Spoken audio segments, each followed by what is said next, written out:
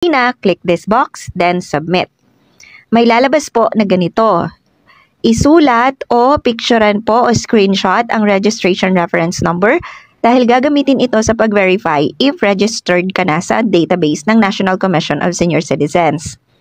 To verify your registration, punta lang po ulit sa NCSC website at i-click ang verify. If gagamitin mo ang RRN o registration reference number, click mo itong unang bilog. I-type ang RRN at PKN o password, then click submit. Yung PKN, yun po yung PKN na nilagay ninyo nung registration.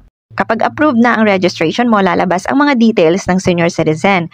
Pwede din na gamitin ang name at birthday sa pag-verify. Just provide the information needed and click submit. Walang lalabas na details kapag hindi po na-process ang registration. Madali lang naman ma-approve ang registration pero kung nagkataon na madami kang kasabay, maaring ma-delay ang approval ng registration mo. I-register na sa database ng NCSC si Lolo at si Lola.